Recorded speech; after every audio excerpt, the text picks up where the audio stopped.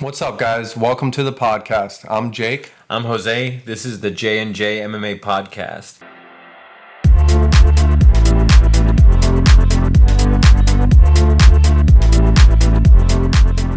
So this is our first episode. We're just doing a little test run. This isn't the official location. Eventually we'll have a real studio to shoot this in, but we're just doing a little test run here, getting the audio and video set up.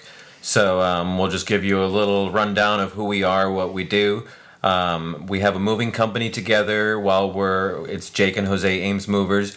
While we're working, we realize we're always talking about UFC, MMA, jiu-jitsu, all this stuff. So we thought, let's just have a podcast the same way that when we're working and just talking as naturally as we are, we could do that as like a podcast show. We listen to stuff like this too. So I'm just a huge fan. I've been a huge fan of MMA in general, the UFC for 15, 20 years. Jake actually participates in MMA and jiu-jitsu, so I'll let him tell you about that, where he trains and everything, and then we'll get started. Yep, and like Jose said, he's been watching UFC all the way from the beginning, so I got to thank this guy a lot for getting me into it. When I first met him, I knew a couple of the fighters, but not really too much about the UFC or anything, so he filled me in a lot, and slowly but surely I just started to fall in love. So here in Ames, we have an Alliance Academy. It's a Brazilian Jiu-Jitsu gym, and I've been there for about 7 or 8 years now. And it's a fantastic gym. Head coach Vladimir Williams. I've loved training there this whole time. Learned a lot there. There's an MMA gym in Ankeny. That one is Elite Edge MMA. Head coach over there is Josh Neer, UFC veteran. Based out of Des Moines, Iowa. Great fighter, great fights if you know anything about Josh Neer. The original BMF. The original BMF.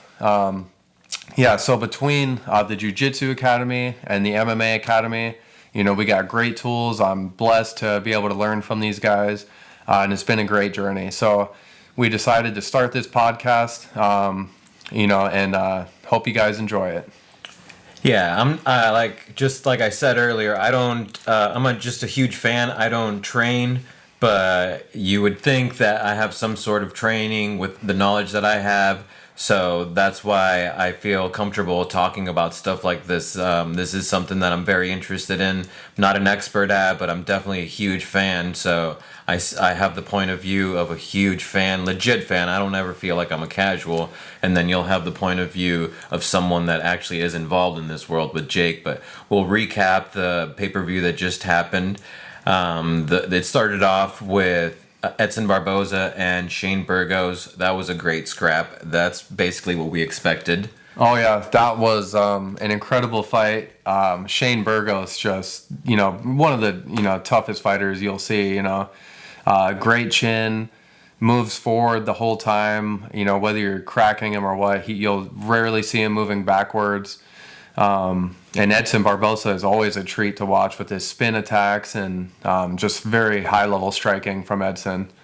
I've been a huge Edson fan for a long time, and you basically are always going to see what happened last night. He's going to throw out these amazing leg kicks.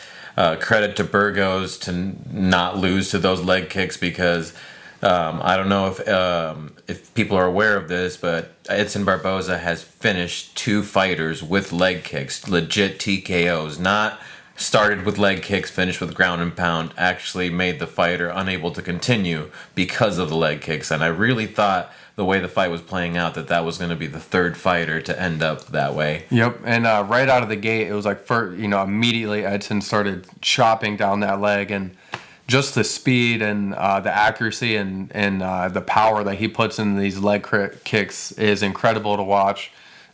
Years and years and years of practice and technique into those. So, very exciting fighter. Edson was landing these spinning kicks over and over. I think he landed like 2 spinning head kicks on Shane, couple different body spinning kicks. And Shane just incredibly tough to be able to take those. Yeah, he didn't even look phased. He smiled back at Edson. Usually that means you got hurt, and he ate it. He didn't get hurt though, but he definitely ate it. But it was a good, even fight up until that weird finish. it was a delayed reaction. I mean, Edson was cracking him with some really good shots, but for some reason it looked like what I was saying earlier. It looked like it was fixed. I don't believe so, and no one's saying that, but it was so awkward the way he fell. It was like 2-3 seconds after the shot hit him, and he went on his face. He was out. Yeah, it was so strange. Edson hit him, I think it was right up on the temple. And then Shane was still moving around. It seemed everything was there. He wasn't phased. And then just a few seconds later, he just started to back up and then just fell to the ground. Yeah, that was like the first time I've ever seen a knockout like that. Pretty rare to see. So, that was a crazy knockout. As far as the people go involved in it, everything seemed legit because Edson hits that hard. He's that great of a striker. Burgos is not the type of dude that's gonna act like he's hurt or fall down to not fight.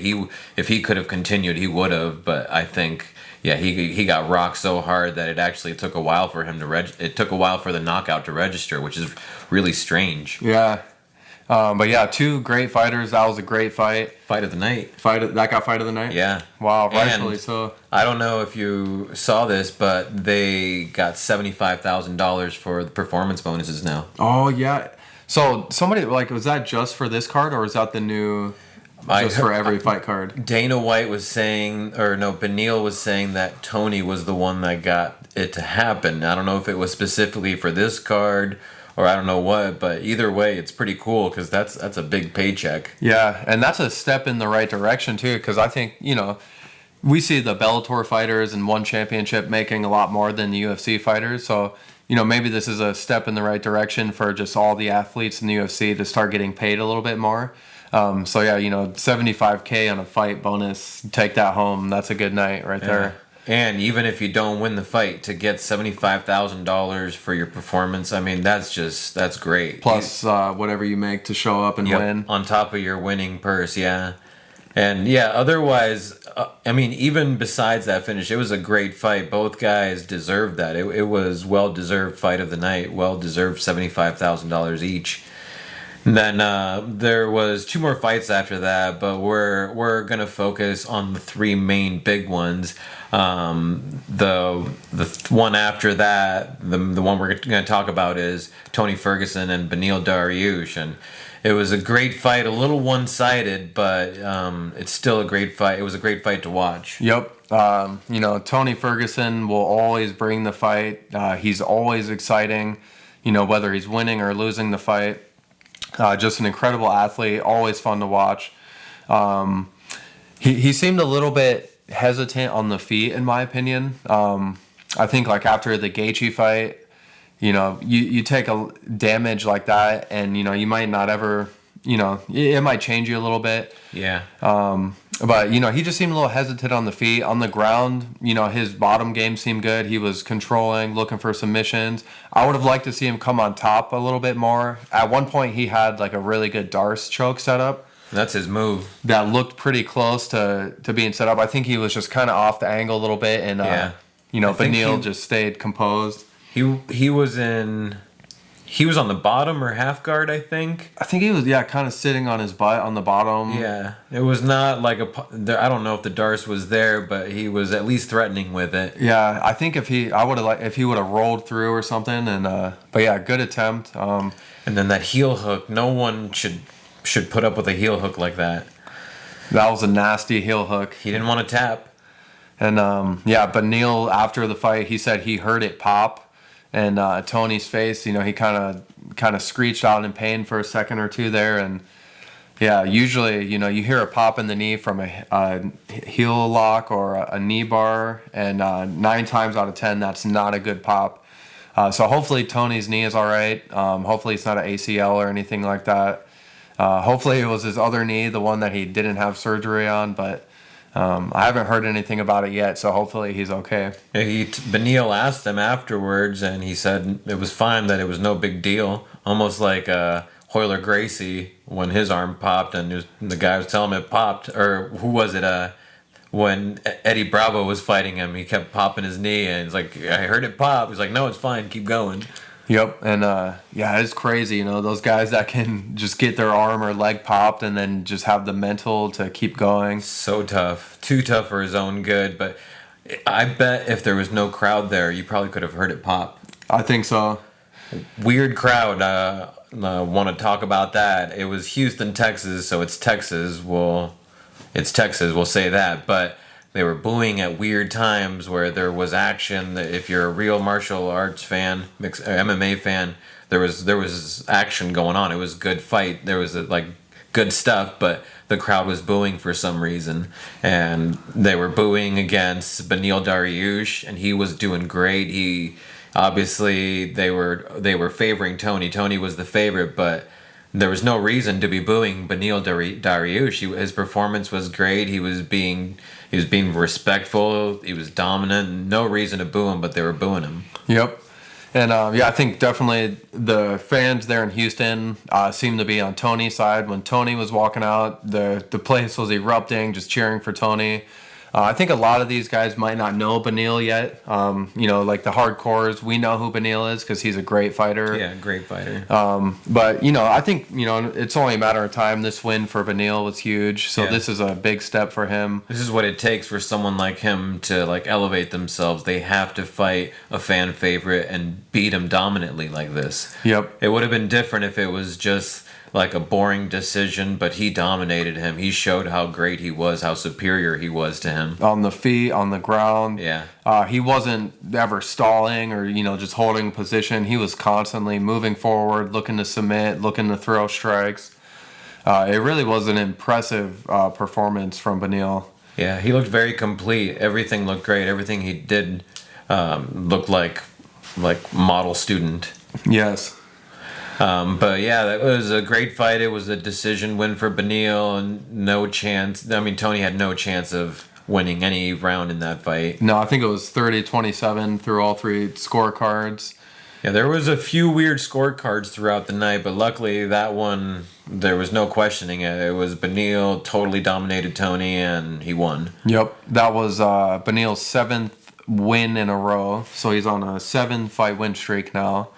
Against a pretty game Tony too, so that's a good victory. Yeah, like Tony, he was looking for real this fight. He was very confident. He was saying he was coming back to win. You could tell that he had that hype, that step back in there, and yeah, that's a huge win for this guy. Yeah, and I was saying this earlier. Some of the casuals they're starting to think Tony's lost 3 in a row. He should retire. He's no good anymore. He's lost the edge. But look at the good dudes that he's lost to. Yep. And besides then, he was on like a 12-fight win streak or whatever he was on. So there's no reason to be saying at this point Tony should retire. He's lost it. He's lost to one of them was the champion that night, Oliveira. Yep. The other one, Gaethje, who was amazing. Who just fought for the title himself. Yeah, and now Beneil. And if you know who Beneil is, this is a fair victory. It was totally legit. He did everything right. It was well deserved. It wasn't a gimme. He had to earn it against a solid opponent. Yep. So yeah, that's the only thing. You got a name like Tony Ferguson, and there's going to be no easy fights for this guy. He's going to have to, Dana's going to keep matching him up with the next best guy coming up the chain. And I would like to see Tony get another win here soon. So hopefully, next fight, we could see him get back in the win column. But yeah, either way, Tony always comes out to fight, puts on a performance, makes it an exciting match to watch. So yeah, he's kind of weird, but I like him. I like his fighting style. That weirdness comes out when he fights, and it's kind of hard to understand him when you're fighting. A lot of dudes have trouble with him because there's only one dude like him. It's just him. So yep. That weirdness definitely helps him out in a way. But I mean, as far as fighting goes, he's really fun to watch. I can understand why he's a fan favorite. He's really exciting. He's tough. He's got his jiu-jitsu is amazing. I'm surprised that he didn't get that. I mean, that Darce wasn't there, but yep. It almost seems like him and Beneil kind of have just totally different jiu-jitsu games. Yeah. And Beneil's just like top pressure kind of shut down Tony's Bottom game. Bottom game, the unorthodox type of attacks. Yeah. You know, Beneil just kind of stuck to the basics, and it paid off for him. So Yeah, Beneil just looked really strong against Tony. Tony just didn't look like he was there as far as strength. yep, this was a great heel hook setup. I love seeing heel hooks in MMA. I think it's one of the best submissions. And this was a deep, nasty inside heel hook, and he really, really cranked it pretty bad. So I wouldn't be surprised if Tony's knee had a little bit of damage, but hopefully that's not the case. Have you ever had to tap out to a heel hook in a competition? Yep. Actually, like friend of mine, Jordan, he promotes the Sub Spectrum in Des Moines. We competed against each other one time, and yep, same exact move. He caught me in an inside heel hook, and you know, once you've been training jiu-jitsu for a while, you know the heel hooks are nothing to play with. So you know, I knew I was caught, and you know, once you get caught, you know, the smart thing to do is to tap out and avoid any damage. So I've gotten caught in that match with a heel hook. I want to say there's one more match in like a no-gi submission only tournament. I got heel hooked. But yeah, it's one of those submissions you just have to be extremely careful with, and that's why Tony is Tony, because you know most people in that submission are going to tap out because of the danger of it, and Tony just did not care. Yeah, it looks so bad. It's amazing he didn't tap, and it's amazing that it didn't just snap totally off. Honestly, as much as Beneil was cranking it. Yep, and especially like when you saw Tony scream out, you know that. Because a lot of times you might not even feel the heel hook, you just know the damage it can do. But if you're feeling it, then it's probably doing some damage. Yeah, so. Something bad is happening for sure. So yeah, Tony, just one of the toughest men on the planet, hands down.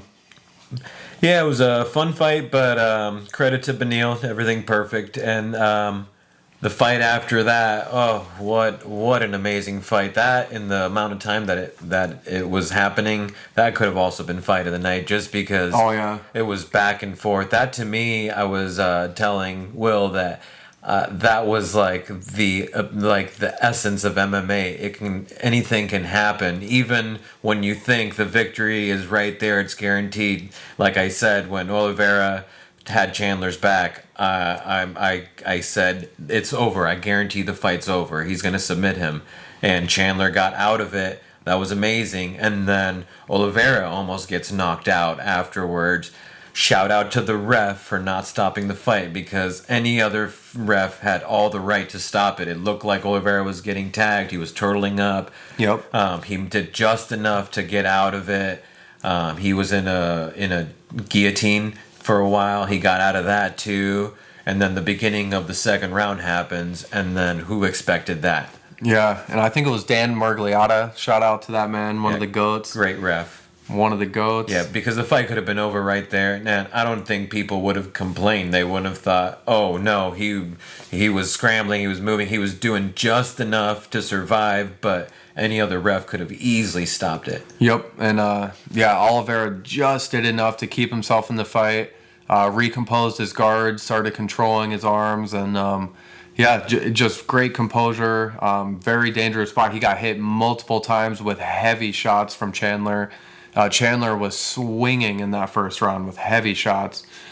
But yeah, very impressive. Like that victory, I think that makes it so much more impressive for Oliveira to go through some of that adversity like that. Yeah. I heard a lot of people saying, you know, one thing in the past about Oliveira is he would kind of crumble under the adversity. You know, he would kind of give up on himself.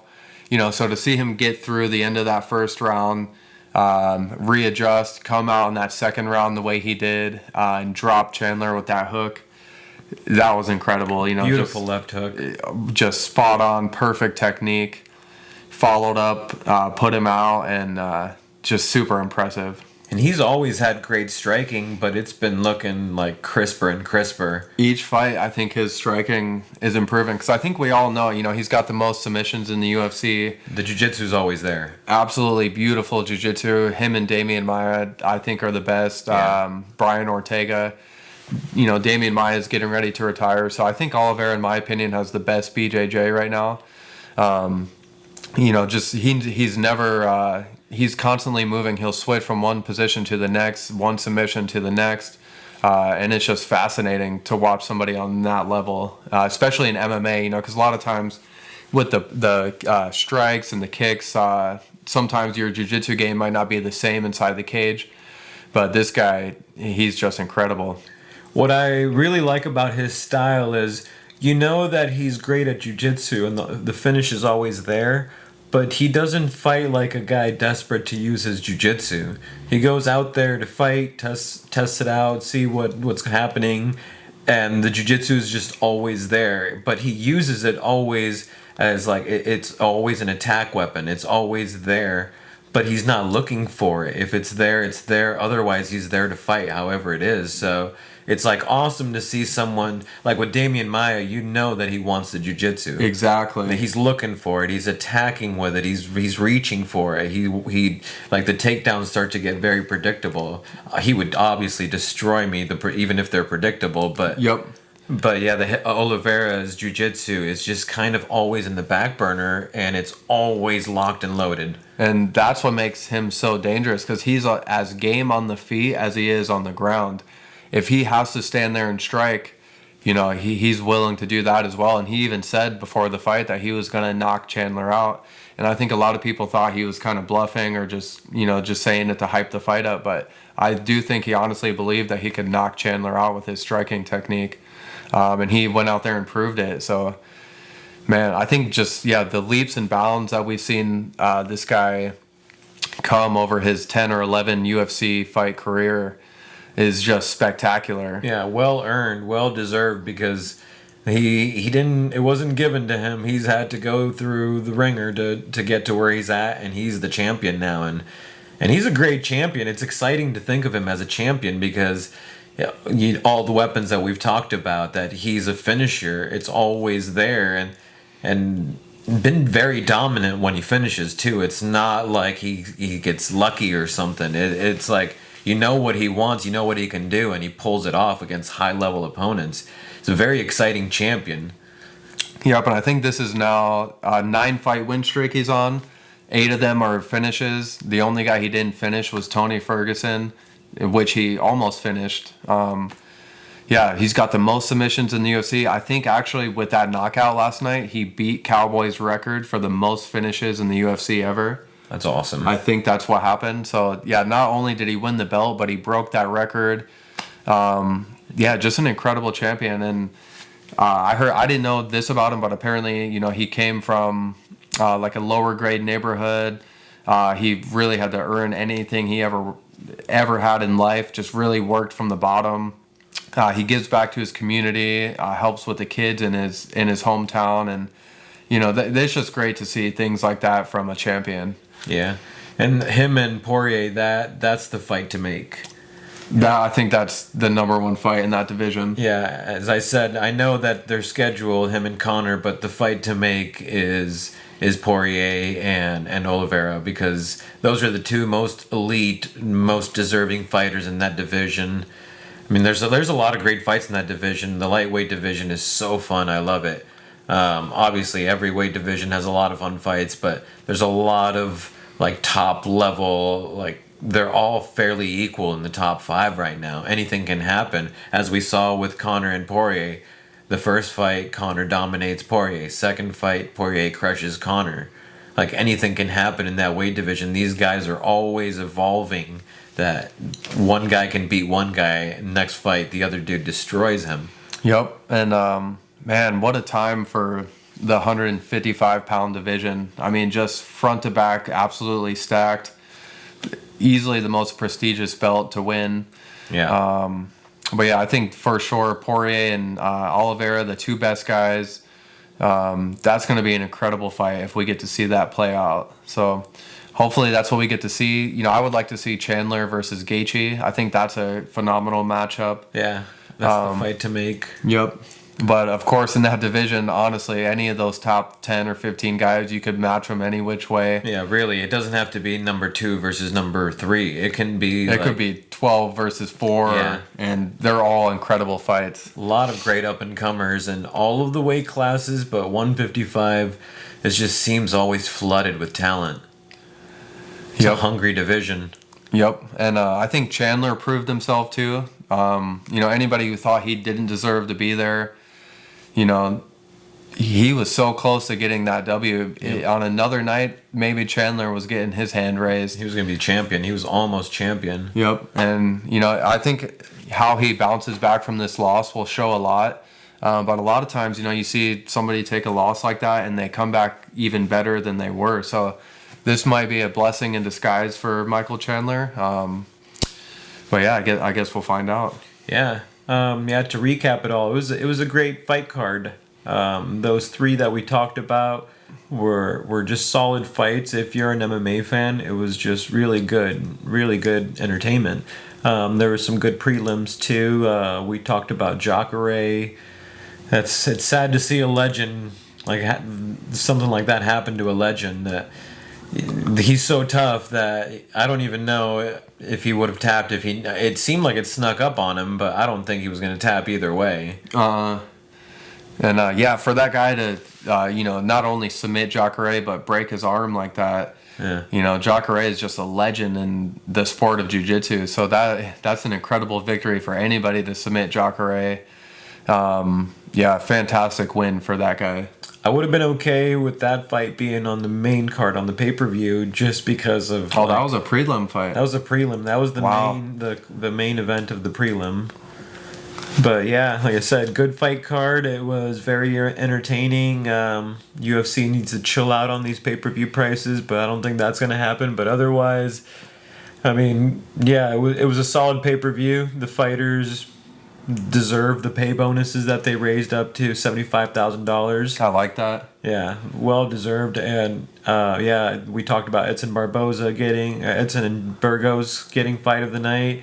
Well deserved. And then the other performance bonuses was Giagos Christos, I think, or I think there was a guy that got like a Darce choke, put the guy to sleep. And was it Oliveira maybe? I forgot who. I can see that. Performance of the night. Yeah. Yeah, but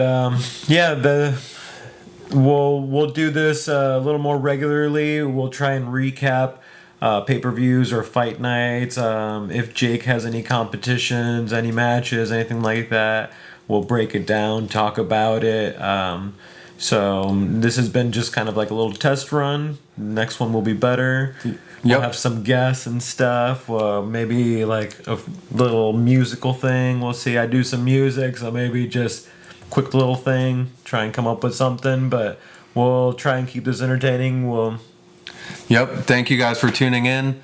Like Jose said, we're planning on getting some pretty cool guests coming on into the future episodes. Definitely don't want to miss a guest. We'll be announcing them later. Thank you guys for tuning in. I hope you enjoyed it, and we'll catch you on the next one. Peace out.